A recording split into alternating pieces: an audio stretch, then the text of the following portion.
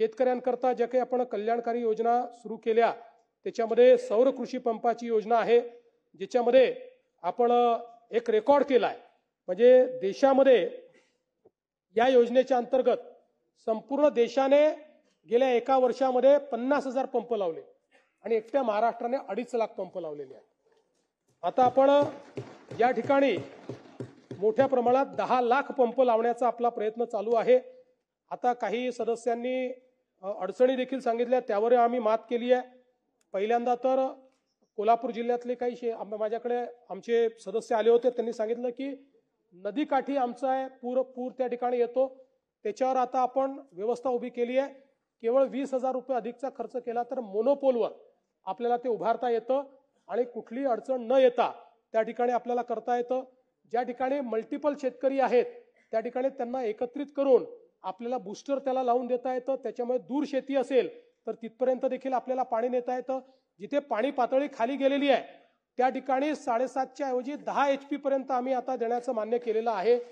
पण टाळ्या वाजवण्याच्या आधी त्यातली अट समजून घ्या. 7.5 HP पर्यंत पूर्ण सबसिडी मिळेल. पुढच्या 2.5 HP सबसिडी याकरता मिळणार नाही की नियमाने 200 फुटाच्या खाली आपल्याला उपसा करता येत नाही. पण शेतकऱ्यांची अडचण पाहता आपण आता निर्णय गेला 10 HP पर्यंत देखील आपण देणार आहोत. त्यामुळे उरलेल्या 2.5 HP पैसे हे भरावे लागतील, कारण नाहीतर आपण अतिरिक्त पाणी उपसाला इन्सेंटिव्हाइज करतो अशा प्रकारचा त्याचा प्रयत्न असेल. त्यामुळे आता याही व्यतिरिक्त जर काही प्रश्न आले तर तेही प्रश्न आपण निश्चितपणे या ठिकाणी निकाली काढू. याच सोबत एक अजून महत्त्वाचा मुद्दा मांडण्यात आला, तो म्हणजे मुख्यमंत्री बळीराजा मोफत वीज योजना तर चालू राहणार आहे. सौर कृषी वाहिनीचं मी सांगितलेलं आहे ते देखील या ठिकाणी चालू राहणार आहे. RDSSच्या संदर्भात मोठ्या प्रमाणात आता आपण कामं सुरू केलेली आहेत. आणि विशेषतः कालच मी एक बैठक घेतली आणि 2030 साली आपली मागणी ही प्रचंड वाढणार आहे. त्यानुसार आपण मोठ्या प्रमाणात विजेची निर्मिती आणि वीज विकत घेण्याचे करार देखील केलेले आहेत. पण त्याचं वहन करण्याकरता कॉरिडॉर्सची गरज आहे आणि म्हणून आपण या ठिकाणी मोठ्या प्रमाणात कॉरिडॉर्सची निर्मिती सुरू केलेली आहे. त्याचा पाठपुरावा आपण करतो आणि पूर्णपणे फ्युचर रेडी कॉरिडॉर अशा प्रकारची एक व्यवस्था आपण उभी केलेली आहे. भविष्यात लागणारी कॅपॅसिटीमध्ये गुंतवणूक करण्याकरता आपण रिसोर्स ॲडिक्वसी प्लॅन तयार केला 2035 पर्यंतचा. त्या प्लॅनला मान्यता दिली, त्याच्याकरता लागणारे रिसोर्सेस याचं टायअप आपण केलं आणि त्याचं काम देखील आपण सुरू केलेलं आहे. त्यामुळे आता वीज आहे पण वहन करण्याची क्षमता नाही अशा प्रकारची आपल्याला परिस्थिती कुठेही पाहायला मिळणार नाही. आता या ठिकाणी आपण जर बघितलं तर एक मुद्दा आला, मला वाटतं आमच्या सुनील प्रभूंनी मांडला आणि त्यांनी सांगितलं की तुम्ही अडाणींना कुठलीही परवानगी न घेता त्या ठिकाणी सौर आणि हे जे काही आपलं थर्मल असतं याचं बंडलिंग करण्याच्या संदर्भात बेकायदेशीर अशा प्रकारचा एक कॉन्ट्रॅक्ट दिला. पहिल्यांदा तर आपण हे लक्षात घेतलं पाहिजे की सेंट्रल इलेक्ट्रिक अथॉरिटीने हे सांगितलं की सर्व वितरण कंपन्यांना त्या ठिकाणी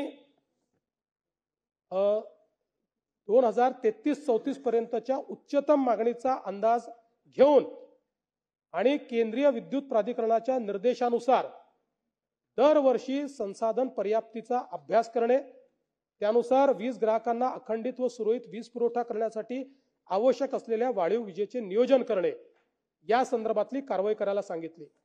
केंद्रीय विद्युत प्राधिकरणाने नवीनतम संसाधन पर्याप्तता अभ्यास अहवालानुसार जे काही महावितरणला सूचना दिल्या त्यानुसार महावितरणने 6,748 मेगावॅट कोळशावर आणि 8,966 मेगावॅट सौर ऊर्जा अशी अधिकची वीज खरेदी करण्याचं ठरवलं.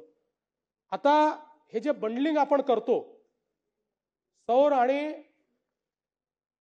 कोळशाचं, याच्या पाठीमागचा उद्देश काय आहे तर आपल्याला पुढचे 25 वर्ष एका रेटनी वीज मिळाली पाहिजे. केंद्र सरकारने खूप चांगली व्यवस्था उभी केली, कारण सौर ऊर्जा जी असते त्याचं दर वाढत नाही, उलट डेप्रिसिएशन आपल्याला प्राप्त होतं. आणि कोळशाची जी वीज आहे, कोळशाचे दर वाढतात, मेंटेनन्सचे दर वाढतात. त्याच्यामुळे त्याच्यामध्ये वाढ होतच असते. आणि म्हणून पुढच्या काळामध्ये स्वस्त वीज मिळावी आणि 25 वर्ष एकाच दराने वीज मिळावी म्हणून कोळशाची वीज आणि सौर ऊर्जा याचं बंडलिंग करण्याच्या संदर्भात एक चांगली योजना आणली. या योजनेच्या अंतर्गत त्यांनी प्रक्रिया पण सांगितली. काय प्रक्रिया सांगितली? त्यांनी सांगितलं की टॅरिफ बेस्ड TBCB अशा पद्धतीने आपल्याला ते करायचं आहे. टॅरिफ बेस्ड बिडिंग प्रोसेस आपल्याला करायची आहे. आणि त्यानुसार म्हणजे काय तर जे वीज प्रोव्हायडर्स आहेत त्यांनी रेट कोट करायचा. आपण दुसरं कुठलंही टेंडर काढायचं नाही, आपण संयंत्र लावायचं नाहीये, आपण त्या ठिकाणी जागा द्यायची नाहीये. आपण टॅरिफ बेस्ड अशा प्रकारचं त्या ठिकाणी टेंडर काढायचं. त्यामुळे केंद्र सरकारच्या निर्देशानुसार आपण TBCB पद्धतीनं या ठिकाणी या निविदा काढल्या. या निविदा भारत सरकारच्या पोर्टलवर आपण काढल्या आणि त्यानंतर सर्व प्रकारच्या राष्ट्रीय वृत्तपत्रात आपण प्रकाशित केल्या. महावितरणने सदर निविदा प्रक्रियेस वीज नियामक मंडळ जे आहे त्यांची मान्यता घेतली आणि महावितरणने 29/10/2024 रोजी अडाणी रिन्युएबल एनर्जी 55 लिमिटेड सोबत 5000 मेगावॅट सौर आणि 1600 मेगावॅट औष्णिक याचा करार केला. आता याच्यामध्ये जर आपण बघितलं तर याच्यामध्ये जवळपास ज्या कंपन्या आल्या आहेत त्या सगळ्या मेजर कंपन्या 5ही मेजर कंपन्यांनी या बिडिंगमध्ये त्या ठिकाणी बिडिंग केलेलं आहे आणि त्या बिडिंग नंतरच ही सगळी प्रक्रिया जी आहे ती पूर्ण करण्यात आलेली आहे. मला सांगताना आनंद वाटतो की याच्यात MERCने आपल्या ऑर्डरमध्ये नमूद केलेलं आहे की the bidding process has been conducted in most transparent वे.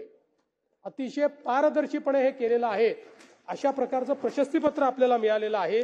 आणि त्यात सगळ्यात महत्वाचं जर आपण बघितलं तर देशामध्ये आता वेगवेगळ्या राज्यांनी आणि सेंट्रल सेक्टरनीही जे करार केले त्या करारामध्ये सगळ्यात स्वस्त वीज ही आपल्याला या टेंडरच्या माध्यमातून मिळालेली आहे आणि जी पुढचे 25 वर्ष या ठिकाणी हाच रेट राहणार आहे. त्यामुळे मला असं वाटतं की प्रभू साहेबांना कोणीतरी जरा चुकीचं काहीतरी फिडिंग त्या ठिकाणी केलं, पण काही हरकत नाही. त्यांनी माझ्याकडनं सगळी माहिती घ्यावी आणि अजून काही शंका असेल तर त्या शंकाही त्यांनी उपस्थित कराव्यात. आता दुसरा मुद्दा जो काही या ठिकाणी त्यांनी आणला तो सौदामिनी बिल्डिंगच्या संदर्भात आणला. आता खरं म्हणजे या सौदामिनीच्या संदर्भात हा जो मुद्दा आहे आता तो पुढे माझ्याकडे आहे, तो मी तुम्हाला सांगतो. पण त्यामध्ये सगळ्या पद्धतीची जी काही आपण व्यवस्था आहे ती पूर्ण केलेली आहे. तो मुद्दा कुठे गेला माझा मागे, बरं याच्यातला सांगू देतो. यामध्ये प्रभूसाहेब आता नाही आहेत ते सौदामिनीच्या संदर्भात त्याचं जे काही रिडेव्हलपमेंट करायचं याचा निर्णय हा महाविकास आघाडीच्या काळातच झाला होता. त्या काळामध्ये बोर्डाने त्याला 262 कोटी रुपयाला मंजुरी दिली होती. परंतु त्याच्यावर आपण राऊत साहेबात आपल्याला माहिती आहे त्याच्यावर आपण कन्सल्टंट बसवला आणि कन्सल्टंटने त्या ठिकाणी आपल्याला नव्याने त्याचा आराखडा तयार करून दिला आणि जवळपास 28/4/2022 तो झाला होता. नव्याने आराखडा आपल्यासमोर त्यांनी तो तयार करून दिला आणि त्यामुळे 262 कोटीच्या ऐवजी 162 कोटीचाच तो आता आराखडा झालेला आहे. 100 कोटी वाचले आहेत आणि अजून टेंडरच प्रोसेसमध्ये, अजून काही टेंडरची प्रोसेसच पूर्ण झालेली नाही. त्यामुळे प्रभू साहेबांना कोण हे घोटाळे देत आहे त्यांची तपासणी प्रभू साहेबांनी करावी आणि त्याच्यानंतर अशा प्रकारच्या गोष्टी त्यांनी या ठिकाणी मागाव्यात. मला असं वाटतं की गेल्या 2 वर्षात आपण जे करार केलेले आहेत त्याचे दर जर आपण बघितले तर आपण 16,000 मेगावॅटचं कृषी सौर ऊर्जीकरण करतोय. आज आपल्याला कल्पना असेल की आपली दादा लँडेड कॉस्ट जी आहे 8 रुपये प्रति युनिट आहे. पण आता गेल्या 2 वर्षातले आपले करार बघा. 16,000 मेगावॅटचं कृषी सौर वाहिनी 3 रुपये 7 पैसे, 4,300 मेगावॅट सौर आणि पवन हायब्रिड फक्त 3 रुपये 60 पैसे 28,000 megawatt pump storage ₹3.20, 1500 megawatt battery storage ₹2.19, 1500 megawatt round the clock FDRE firm and dispatchable हरित ऊर्जा ₹4.60. म्हणजे आपण जर बघितलं तर एकीकडे आज आपल्याला ₹8 जी वीज पडते आहे, आपले ॲव्हरेज दर हे ₹3, ₹3.20, ₹2.19 आणि थोडके नाही आहेत. हे सगळे जे आपण केलेले आहेत याची बेरीज केली तर 30,000 मेगावॅट पेक्षा जास्तचे करार आपण केलेले आहेत.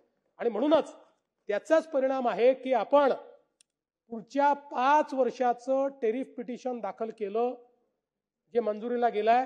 आणि दरवर्षी पहिल्यांदा देशाच्या इतिहासात महाराष्ट्र विजेचे दर कमी करणार आहे, 5व्या वर्षात कमी करणार आहे. दादा, तुम्ही देखील अनेक वर्ष ऊर्जा खातं सांभाळलंय, मी सांभाळलेलं आहे. पण एक नवीन गोष्ट माझ्या लक्षात आली, आपणही सांभाळलेलं आहे. महाराष्ट्र एकमेव राज्य आहे की ज्या राज्यामध्ये 100 युनिटच्या खाली वापर करणारे 70% लोक आहेत.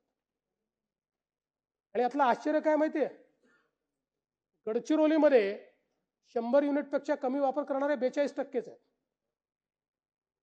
आणि महाराष्ट्रामध्ये 70% आहेत. गडचिरोली जास्त श्रीमंत आहे का? मुळामध्ये आता याच्यावर फोकस करण्याची आवश्यकता आहे. आपल्याकडे वर्षानुवर्ष 2-2, 3-3 मीटर लावून टाकायचे आणि आपली युनिटची संख्या वाढू द्यायची नाही. ॲव्हरेज देशामध्ये जर आपण बघितलं तर महाराष्ट्र तर देशामधलं एक तुलनेनं, म्हणजे श्रीमंत नाही म्हणतात पण तुलनेनं बरं राज्य आहे. देशामध्ये आपण जर बघितलं तर वेगवेगळ्या राज्याचं मी बघत होतो, 100 युनिटच्या आतले कुठे 50% आहे, कुठे 40% आहे आणि महाराष्ट्रात 70% आहे. त्यामुळे आता हळूहळू ज्यावेळी आपण इलेक्ट्रॉनिक मीटर लावू त्यावेळी हे जे 100 युनिटवाले आहेत त्यांचा खरा युनिटचा काय कन्झम्पशन आहे आपल्या लक्षात येईल आणि त्यातनं आपली जी परिस्थिती आहे ती अजून सुधारेल. आणि त्यातनं मला असं वाटतं की आपण चांगल्या प्रकारे हे खातं निश्चितपणे चालवू शकू.